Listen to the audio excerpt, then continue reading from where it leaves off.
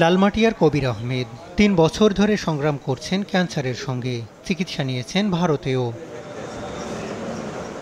সুস্থতার কোনো লক্ষণ না থাকায় তীব্র ব্যথা কিছুটা কমাতে ভর্তি আছেন শাহবাগের বাংলাদেশ মেডিকেল বিশ্ববিদ্যালয়ের প্যালিয়েটিভ কেয়ার ইউনিটে। লক্ষ্য যন্ত্রণা কিছুটা কমানো।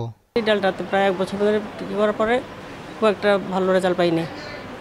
তারপর বাসায় নিয়ে গেছি, পরামর্শ এখানে নিয়ে আসছি। একইভাবে এই ইউনিটে ভর্তি অধিকাংশ রোগীর অবস্থায় সংকটাপন্ন। কিছুটা ব্যথা লাঘবের জন্য স্বজনরা তাদের এখানে এনেছেন। টিপ লাগাইছি, পানি বাইরে মানে শ্বাসকষ্ট কম হয়, মানে রুগীর কষ্ট কমায় আর কি, শান্তি পায়। আর পানিটা যখন জমে তখন বেশি শ্বাসকষ্ট বেশি হওয়া, গ্যাস দেওয়ার লাগে, মানে খুবই কষ্ট হচ্ছে। এখানে একবার অপারেশন করছে, এরপরে আবার সমস্যা দিছে 5-6 মাস পরে, আবার ফ্যাট ফুলে গেছে, আবার আনছে পানি বাইর করছে, এখন আবার 1 মাস পরে আবার ফ্যাট ফুলে গেছে, এখন আবার পানি বাইর করতেছে আজকে। জীবনের শেষ মুহূর্তে রোগীদের শারীরিক ব্যথা কমিয়ে আত্মিক প্রশান্তি দিতে চেষ্টা থাকে এখানকার চিকিৎসকদের।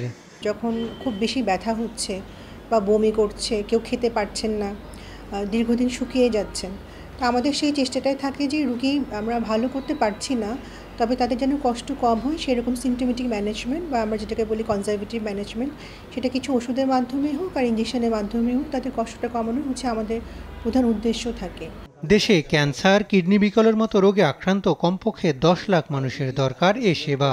জাতিসংঘের এসডিজি লক্ষ্যমাত্রায় প্রান্তিক পর্যায়ে প্যালিয়েটিভ সেবা নিশ্চিতের শর্ত থাকলেও দেশে কোনো উদ্যোগ নেই সরকারি পর্যায়ে।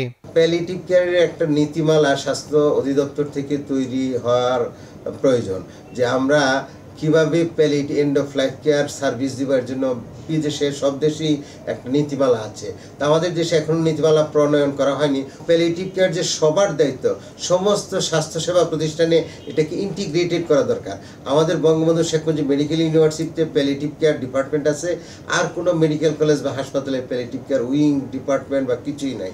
উন্নত বিশ্বে স্পিরিচুয়াল মেডিসিন বিষয়ে গবেষণা হচ্ছে এমন রোগীদের প্রশান্তি দিতে, তবে বাংলাদেশে এই বিষয়ে প্রাথমিক কোনো গবেষণাও নেই।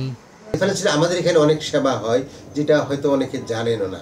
তো ক্যান্সার বিশেষজ্ঞ আমাদের দেশে অনেক আছেন, কিন্তু ওনারা আমাদের এখানে যে লিম্ফিডিমা কেয়ার হয় এবং অ্যাডভান্স পেইন ম্যানেজমেন্টের সমস্ত কিছু করা হয়, মরফিন অ্যাভেলেবল আছে, এটা দিনাজপুর, রংপুর, বগুড়ার মানুষ হয়তো অনেকে জানেন না। তো যদি রেফারেল সিস্টেমটা চালু করা যেত, যে ক্যান্সার রোগীরা ক্যান্সার পরবর্তী চিকিৎসার জন্য প্যালিয়েটিভ মেডিসিন ডিপার্টমেন্ট বা এই প্যালিয়েটিভ মেডিসিনের কোনো সেন্টারের সঙ্গে যোগাযোগ রাখবেন, তাহলে বোধহয় আরও ভালো সেবা তারা নিতে পারতেন। এ অবস্থায় অন্তত উপজেলা পর্যায়ের চিকিৎসকদের প্রাথমিক প্রশিক্ষণের আওতায় আনা দরকার বলে মত বিশেষজ্ঞদের। হাসান মাহমুদ, দেশ টিভি, ঢাকা।